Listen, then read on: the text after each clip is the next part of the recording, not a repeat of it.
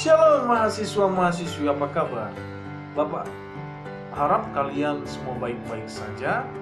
Mahasiswa-mahasiswi semester 7 Pendidikan Agama Kristen, biasanya sebelum memulai pembelajaran, Bapak memulainya dengan doa. Kali ini doa Bapak yang pimpin, kita berdoa. Tuhan yang maha baik, terima kasih Tuhan sudah memelihara kami, Tuhan mau menjaga kami, Tuhan melindungi kami. Tuhan, kami sekarang belajar mata kuliah manajemen dalam pendidikan.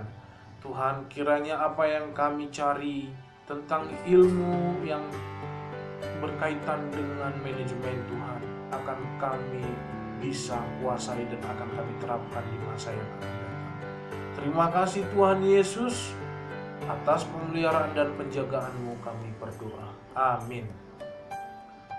Mahasiswa, saat ini kita memasuki perkuliahan tentang manajemen dalam pendidikan atau berwawasan pendidikan. Mahasiswa yang terkasih, patut disadari untuk masuk ke dalam mata kuliah ini, kita harus membahas tentang istilah manajemen. Manajemen dipandang sebagai sebuah ilmu yang sudah diteorikan oleh beberapa tokoh yang definisinya menjadi pegangan kita berpendapat. Menurut Andrew, manajemen itu diumpamakan sebuah kegiatan perencanaan pengorganisasian yang semuanya melibatkan berbagai sumber daya untuk menuju tujuan yang ingin digapai. Terry hadir menguatkan pendapat-pendapat teori-teori manajemen, bahwasanya manajemen itu digambarkan sebagai upaya yang memanfaatkan berbagai sumber daya di dalam suatu organisasi demi mencapai apa yang diharapkan sebagai tujuan bersama. Mahasiswa yang terkasih, beberapa definisi berkata masif tentang sumber daya di dalam pengelolaan manajemen. Ingat bahwasanya ternyata sumber daya yang dimaksud tidak lepas dari 3M. Yang pertama, man. Yang kedua, material, dan yang ketiga, money. Ingatkah, kamu harus paham terlebih dahulu maksud para ahli mengatakan sumber daya tersebut terdiri dari man, yang artinya manusia. Manusia yang dimaksud adalah orang-orang yang mau menerima instruksi pemikiran dari pemimpin atau pelaksana dari pendidikan. Pelaksana dari pemikiran. Yang kedua, material. Di dalam aksi manajemen atau pelaksanaan manajemen sudah dipastikan membutuhkan apa yang dimaksud dengan material, yang artinya adalah tempat dan ruang yang ada. Tempat dan ruang yang ada baik berbentuk sarana maupun prasarana atau hal-hal yang saling berkaitan dengan alat-alat, ya. Mahasiswa yang terkasih, Bapak akan memberitahu lagi hal penting, yaitu money. Salah satu dari 3 bagian sumber daya. Money yang dimaksud adalah kesiapan keuangan. Tanpa kesiapan keuangan atau dukungan keuangan, niscaya manajemen atau tindakan manajemen bisa berjalan dengan maksimal. Mahasiswa yang terkasih, lalu kalau kita berbicara tentang manajemen di bidang pendidikan, apakah sesuatu yang asing? Tidak. Pada dasarnya, manajemen di bidang pendidikan hampir seluruhnya mengadopsi ilmu manajemen murni. Terry berkata ada fungsi manajemen, planning, organizing, actuating, and controlling. Perencanaan, pengorganisasian, tindakan atau pengarahan, dan pengontrolan atau pengawasan ya. Keempat ini adalah prinsip-prinsip manajemen di dalam ilmu manajemen murni.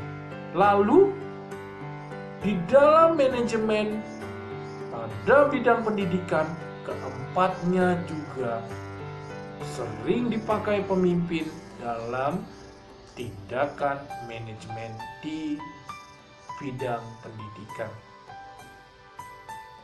Patut pula dipahami bahwa manajemen pendidikan memiliki posisi yang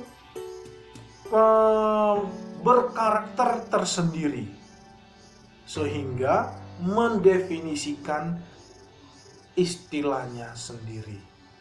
Manajemen pendidikan diartikan sebagai upaya atau proses pengendalian, proses pengorganisasian, proses pengawasan, proses perencanaan yang ada di bidang pendidikan untuk ini ada kata untuknya, untuk meningkatkan mutu pendidikan dan pengembangan ilmu pendidikan serta segala aspek di bidang pendidikan yang berprinsip atau bertujuan menghasilkan kegiatan yang efektif dan efisien. Mahasiswa-mahasiswi yang terkasih, Bapak ingin kalian memahami manajemen di bidang pendidikan yang ada di dalam ruang pendidikan sebagai suatu perkumpulan yang ada di dalam lingkup-lingkup skup pendidikan. Kalau ditarik dari tempat atau ruang lingkupnya berdasarkan tempat dan situasi, maka manajemen yang dimaksud adalah manajemen wilayah. Misalnya manajemen pendidikan tingkat kabupaten, manajemen wilayah tingkat provinsi pasti berbeda dengan manajemen wilayah tingkat kabupaten di bidang pendidikan.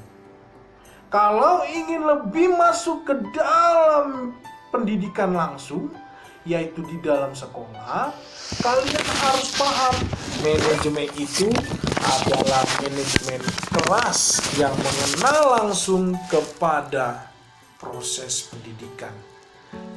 Manajemen kelas yang dimaksud adalah manajemen yang harus dikuasai oleh guru sebagai pemimpin di kelas.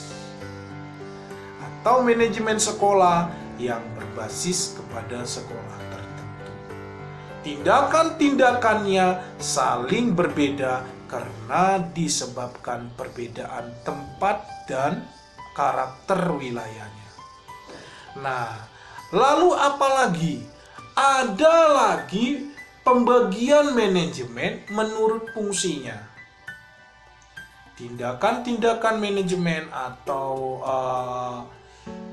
semacam wujud munculnya ilmu manajemen di bidang pendidikan dibedakan berdasarkan fungsinya. Ada kita kenal fungsi manajemen di bidang sarana prasarana, ada lagi substansi di bidang kurikulum, ada lagi substansi di bidang keuangan, manajemen di bidang manajemen di bidang hubungan masyarakat, manajemen di bidang dan banyak sebagainya. Kalian tahu ada beberapa substansi yang terbagi kurang lebih 7 ya. 1.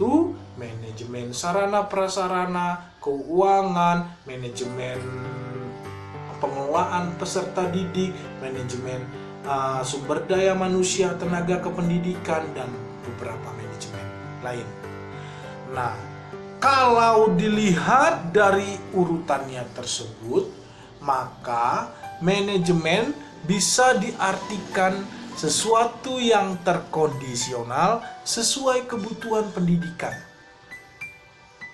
Pada dasarnya, seorang tokoh hebat bernama Mary Parker Follett, dia berkata bahwa rumitnya manajemen dan timbulnya tindakan-tindakan pengelolaan yang baik dalam yang dikenal dengan tindakan manajemen, baik dimanapun, baik di sekolah, baik di tempat lain, di perusahaan.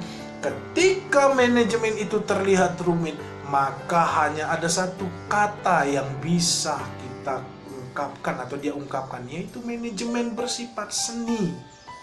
Ketika seorang pemimpin menganggap ilmu manajemen adalah seni, maka untuk menggapainya, melaksanakannya, menggerakkan mesin manajemennya tersebut terlihat gampang dan mudah.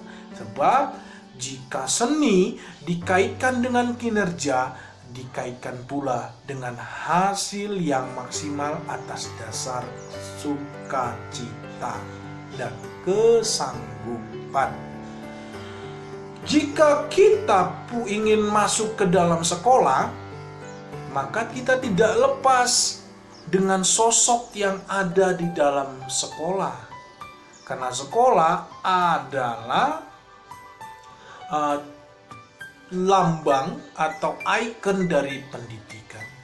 Memang banyak pendidikan itu bisa informal dan formal, tapi jika kita berbicara tentang pendidikan, maka sekolah adalah hal yang perlu dibahas. Di sekolah dikenal dengan adanya kepala sekolah. Kepala sekolah adalah pemimpin. Pemimpin yang diberikan hak dan wewenang sebagai manajer di sekolah tersebut. Lalu apakah sekolah itu, kepala sekolah berbeda dengan guru? Sama. Guru dan kepala sekolah pada dasarnya sama. Cuman yang membedakan, kepala sekolah memiliki tugas tambahan, guru yang memiliki tugas tambahan sebagai pemimpin yang mengatur berjalannya proses manajemen di sekolah. Mahasiswa yang terkasih, kepemimpinan kepala sekolah disebut kepemimpinan pendidikan. Memang masing-masing manusia akan mengadopsi jenis kepemimpinannya berdasarkan gaya kepemimpinan apa. Nah, tapi yang perlu diingat, dewasa ini kepemimpinan pendidikan adalah implementasi yang saling berkaitan dengan manajemen. Sebab manajemen merupakan instrumen atau alat seorang pemimpin di bidang pendidikan menuju tujuan pendidikan, yaitu meningkatkan mutu dan perkembangan ilmu pengetahuan.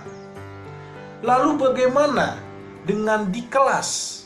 Nah, mahasiswa-mahasiswi, inilah peran kamu nanti pada saat kamu menjadi guru agama Kristen. Seorang guru yang baik adalah gambaran pemimpin yang baik di kelas. Jika seorang guru mampu menguasai kelasnya dengan manajemen, maka tidak bisa dianggap remeh penguasaan guru tersebut terhadap keilmuannya.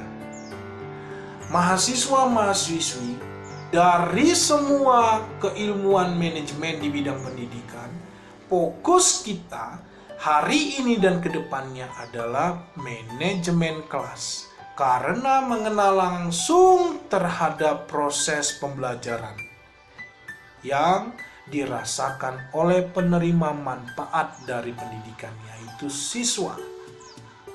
Mahasiswa-mahasiswi, baik kepala sekolah maupun guru, kalau indikasi yang benar dari seseorang yang sudah piawai mempraktikkan pola-pola manajemen yang baik, berdasarkan prinsip-prinsip manajemen yang baik, berdasarkan untuk tujuan manajemen pula yang efisien dan efektif, hanya ada satu indikasi lain di bidang tersebut, yaitu penguasaannya terhadap konsep ilmu manajemen.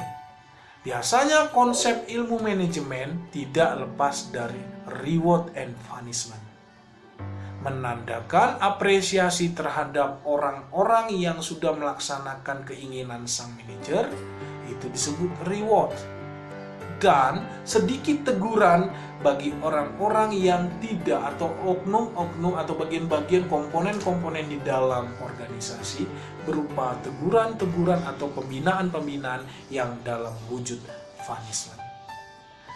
Demikian itulah penjelasan Bapak tentang konsep-konsep, tentang gambaran, tentang grand design manajemen di bidang pendidikan. Mahasiswa-mahasiswi, dari semua itu ada satu pertanyaan kepada kalian.